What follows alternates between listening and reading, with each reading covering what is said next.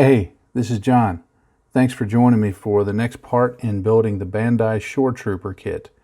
I've got all the parts painted, and I painted them pretty much in the same color as the plastic. For the black parts, I didn't use pure black. I used neutral gray with some black mixed in until I got it to a very charcoaly gray so that there would still be room for some shadows. I wanted to use RLM 66, but I didn't have any on hand, so I just mixed something up that was close. The brown parts, I simply used Mr. Surfacer Mahogany Primer, and it's virtually the same color as the plastic, so that'll be a good basis for highlighting and shading when I get to those parts. And then for the armored parts, I used Bandai's formula for mixing up this paint as a starting point. In their instructions, they list a mix of 80% flat white, 10% yellow, and 10% mahogany.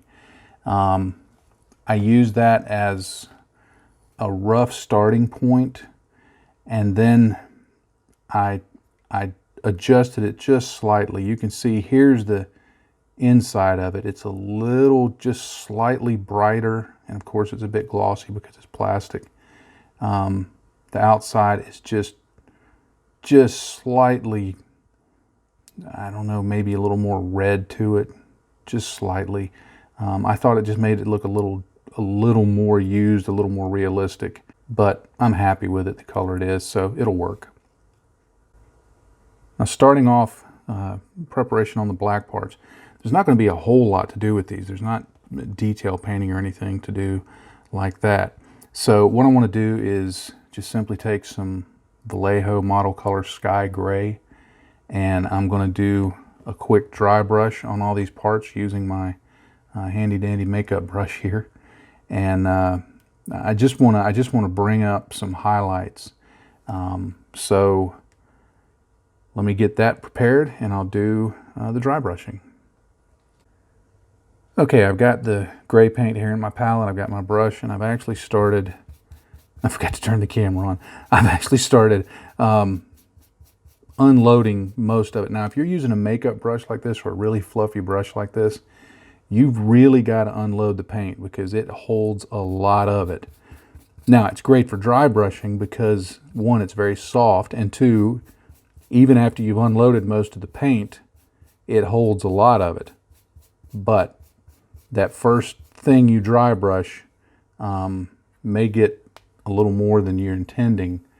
So what I do is find a part that may be covered up by other stuff, and I just give it a test. Yeah, that works. So I'm going to go through, and all you're really looking to do is create some highlights. I want some of those along the edge of the hand. I'm going to come back in and we're going to do some shading to counter that. Make sure I keep everything on the right side. But I'm going to go through and just lightly dry brush. I'm not putting really any pressure. I'm letting the brush do the work here. But I'm just going to lightly dry brush all these parts, and then we'll go on to shading them. Okay, with all the parts dry brushed, I mounted them up on some pterodactyl clips. Some people call them alligator clips. I call them pterodactyl clips. Thank you, Carl. And that was pretty stupid, I'll admit, but it makes me laugh every time. Anyway, I've got some Nuln Oil here. This is the Citadel Nuln Oil. It's not the gloss stuff. It's just the regular stuff that dries to a matte finish. And all I'm going to do is get some right out of the pot. And I'm just going to paint it over like that. And all that's going to do is shade the recesses in the parts and leave the highlights that I just got in there with the dry brushing. It'll just give it some depth and some visual interest. And then once I've applied the Nolan oil to all these parts, I'll go in, or I'll take one of my little cat scratch pads and just stick them in there so that they can dry. Just give them a few minutes to dry, and these will be pretty much done until later on in the assembly.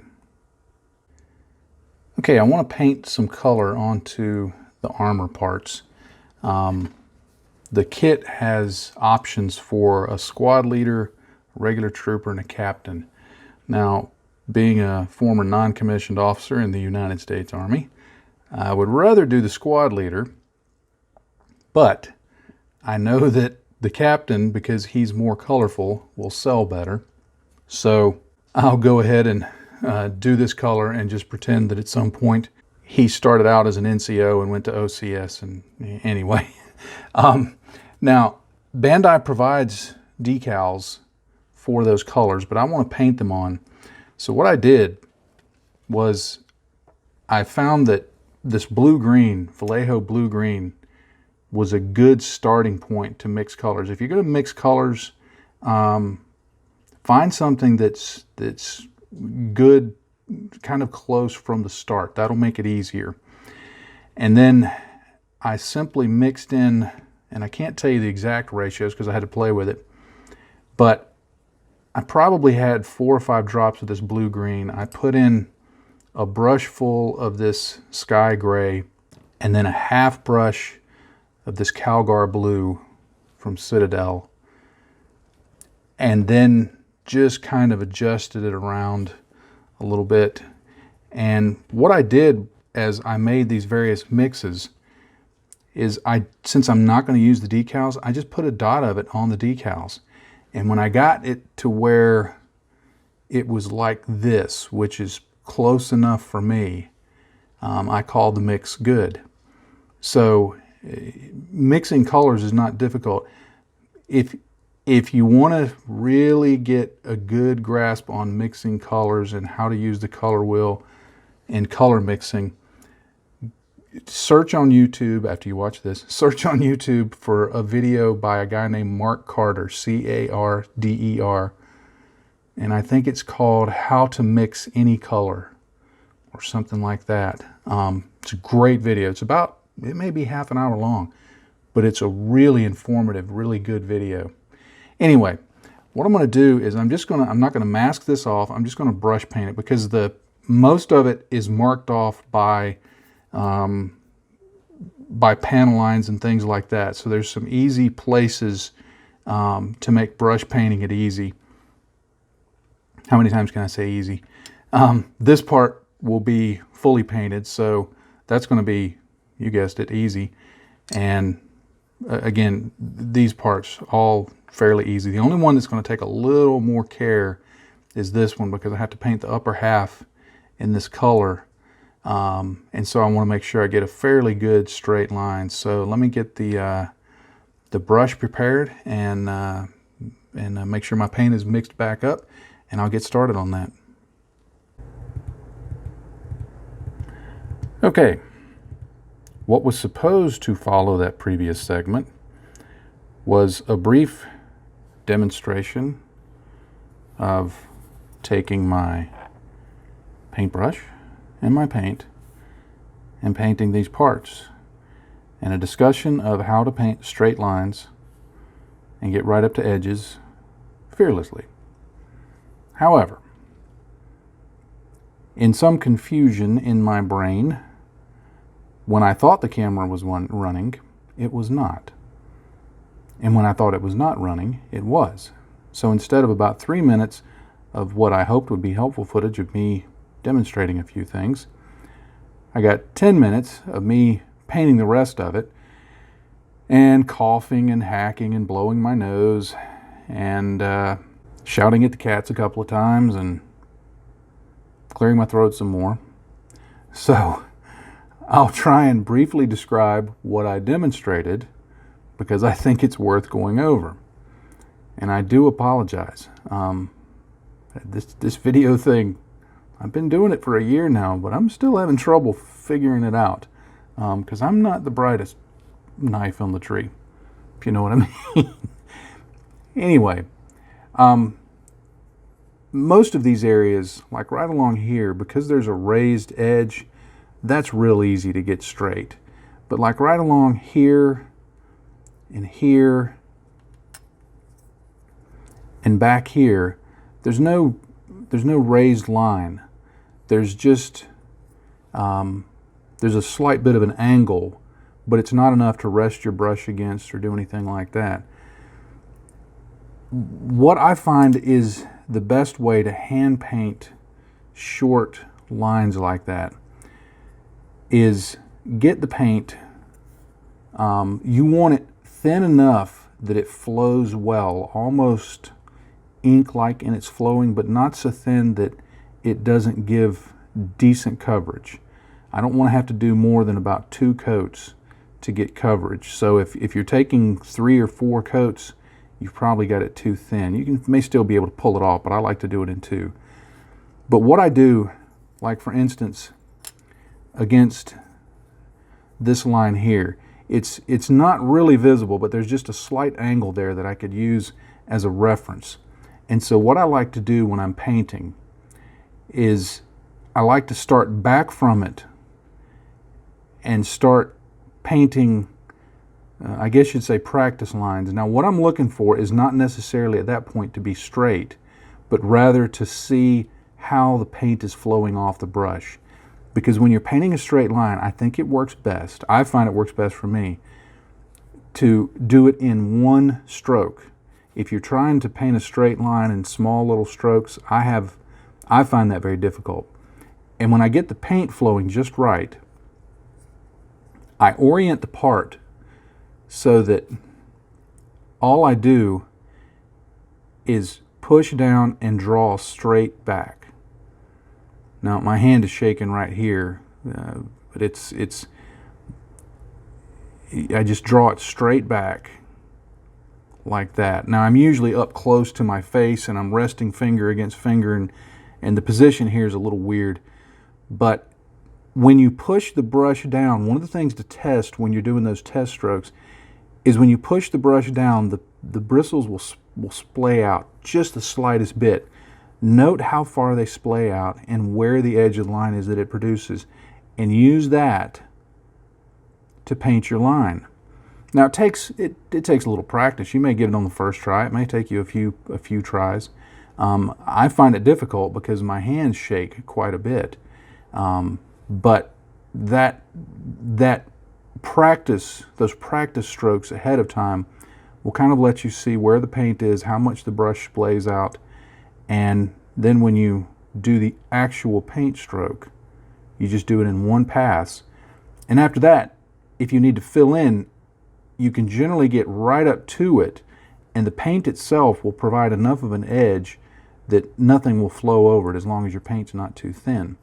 So painting straight edges is not difficult, but it does take a little bit of practice. Okay, one other thing I had demonstrated in that lost segment was to paint this area here. I actually penciled on a line. You may be able to see just the barest hint of it around there. I penciled on a line as a guide because painting around a curved surface like that can be a little tricky. Now, what I'm going to do to try and re-demonstrate some of this is I'm going to get my pencil that I used to draw the line on. Sorry, I had a brief cut there while I had to get my Optivisor out. But what I'm going to do is, let me talk briefly about proportions. I'm going to be putting in this yellow line here. Proportionally, it looks to be the width that it is from this scooped out elbow joint to the blue. So from here to here. Now, what I'm going to try and do is get the mark for the yellow line about the same width. So what I'll do here, because this is a good flat area, I'm just going to draw my line in right there. And that's my starting point. And then what I'm going to do is I'm just going to sketch it out so that it remains parallel to the teal line. Now you may have to adjust it along the way, but I'm not going for perfection here. I'm just going for a guide. Drawing on models is a real handy way to help you when you're painting. And it can be straight lines, it can be camouflage patterns. I know for years the way I did camouflage patterns on Spitfires was I would draw them in and then use that line to freehand the airbrush work. It just made it easier than trying to make it up as I went along. So you can see I kept it fairly parallel. I ended up about where I started. So now I'll get my paint together and show you a little bit about painting that line and hopefully demonstrate some of the stuff that I lost, if I remember to turn the camera on this time. Alright, I'm double and triple checking the camera this time to make sure that it's running, and it is. Alright, for painting this, I do it a little different than I did the other. When I'm painting around the circumference of a circle like this, I find that I like to hold it like this if I can and draw the brush this way until I can't essentially see that part, and then I rotate it and I start it again. That can be a little difficult to get the line exactly right, but I think for me it's just as difficult to sit here and try and rotate the piece around like that. So it's not going to be perfect. You could use the decal here, but I'm going to paint it. So I've got my paint mixed up here on the palette, and this is just a little bit of Vallejo Game Color Yellow Gold, and then some Vallejo Model Air Middlestone just to tone it down a bit. Alright, now I'm going to need to get in close, and if this goes out of focus I apologize, because I'm having to get real close and still try and do this on camera. But I'm going to start with my first stroke to see, does the paint flow like I want? And I'm happy with that. So I'm going to reload it so I've got enough paint in there. And then I'm just going to go right up against it.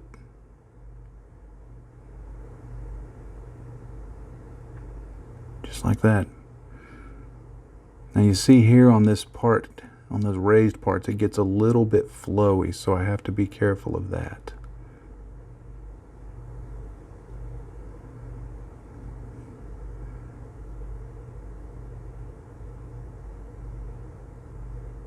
And notice I'm not necessarily going right up to the pencil line, because I want to see it. I want that to be my guide. Inside detail like that, I like to do just little dots to make sure that I don't get it too flowy. Just giving it some additional coverage there. Alright, that's close in, don't breathe kind of work.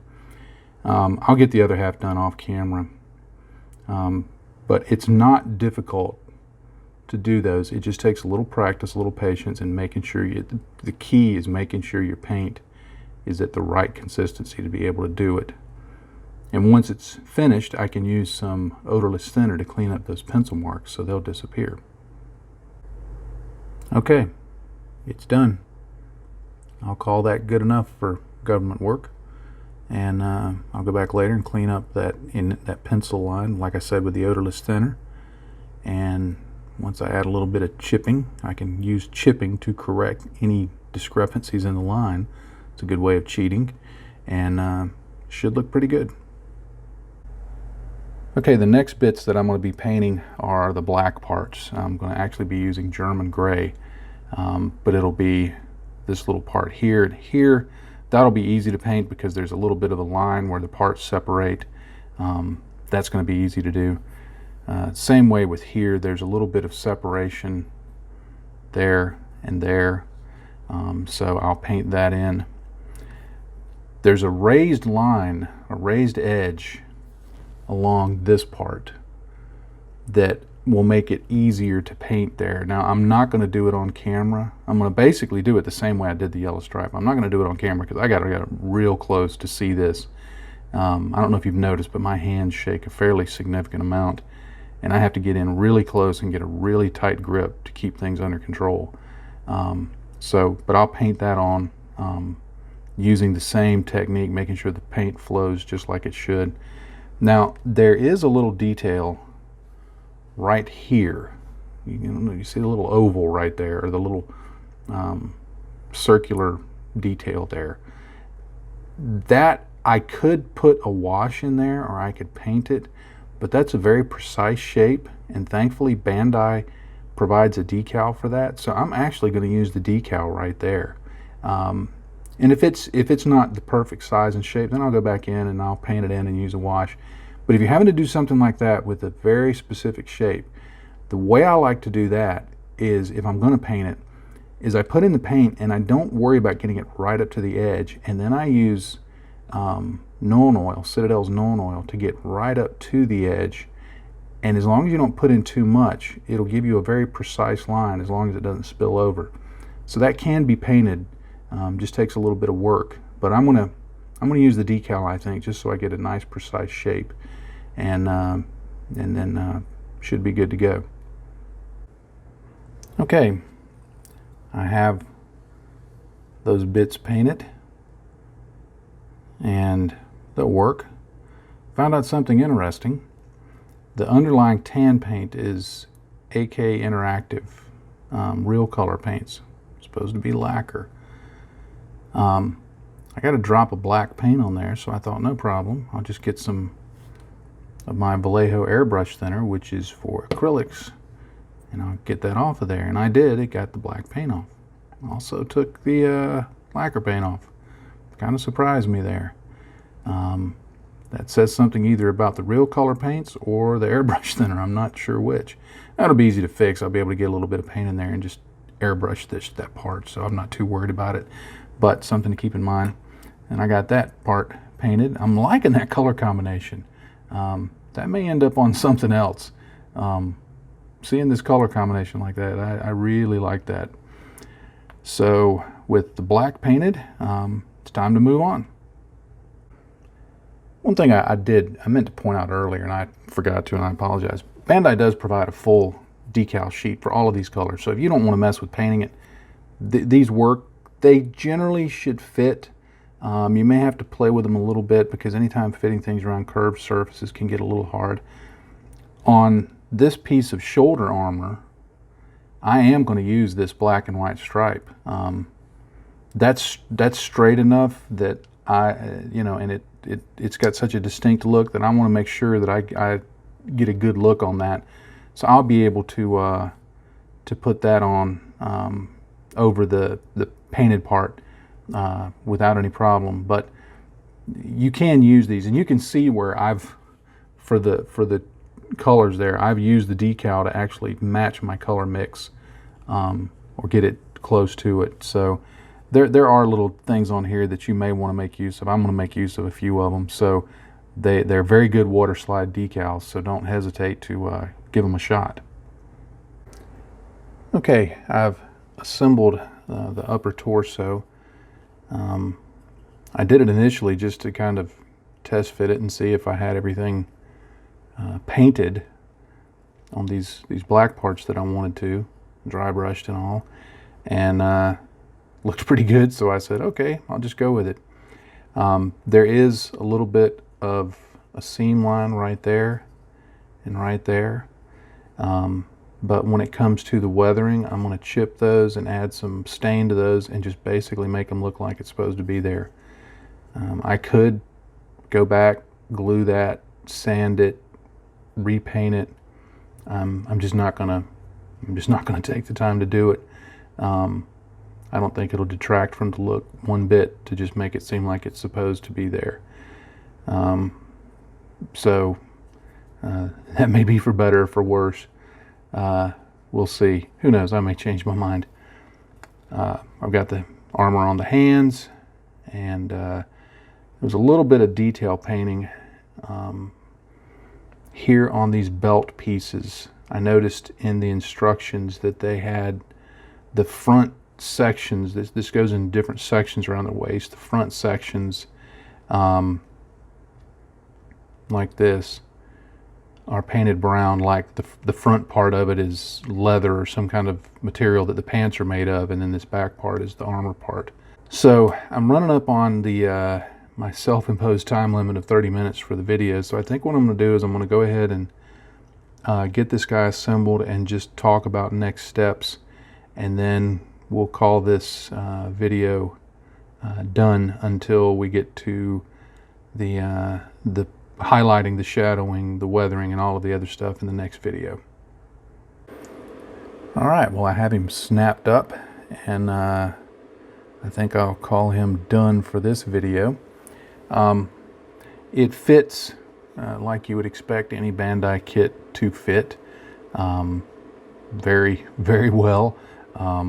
There's really, other than the seam lines I'd mentioned in the, I think it was in the previous video, there's none to really, there's no great degree of them to worry about. I haven't put on all of the waist parts yet because I'm trying to decide which ones I want to use. There's several options, and so I'm just kind of playing around with them to see which ones I like. I did run into a problem that I corrected off camera. You remember I'd painted the blue and the yellow and all of that. When I went to put it together, I realized I did it on the wrong side. This video is just, man, I've not been doing well on this one, but I got that corrected, so it's looking pretty good. If you're wondering how big these are, I mean, you can see my hands, but you don't know how big my hands are. That's a HG Gunpla right there. So you can see it's a little taller than a Gunpla. This is a RGM 79HC GM Guard Custom. I snapped it up a long time back, and it's just been sitting around in a box. One day I may paint it. Who knows? But that's how tall it is. In the next video, of course, I'll go through all of the weathering. I'm going to do chipping and staining and highlighting and shadowing the cloth portions of it, and hopefully that'll look pretty cool when I'm done. I haven't put in the visor yet, of course. That'll be the very last step. This is one of those kits that the kit is fabulous. The detail is fabulous. The build is fabulous. I think overall the design is let down a little bit because of articulation. In order to get it to move, they had to do some really weird things with the pants here. This is not supposed to be, you know, quite so separate. It's supposed to be just a pair of pants. And so there has to be quite a bit of engineering in it to allow it to move. And so personally, I think this would be one that would have been nice without articulation. Just pick a nice dynamic pose and put it in that and paint it. And you could always, you know, put it in the pose you want, fill in with milliput, get it all looking like it's supposed to. But I didn't want to take the time to do that. I also think, and this is just, again, just me, but I think the proportions, the feet just look really tiny to me. And the joint that they're on, again, to allow articulation, just looks a little odd. He's got these big poofy thighs up here, and then these little, you know, skinny calves. And anyway, it's a cool kit. I'm not a fan of, honestly, I'm not a fan of articulation on most Gunpla, and this is why. But anyway, that will do it until the next video. He's together, he's painted, and ready to be weathered. So I appreciate you being a patron. Thank you for all your support and your encouragement. I'm grateful for it. And until the next video, happy day to you, friends. Bye-bye.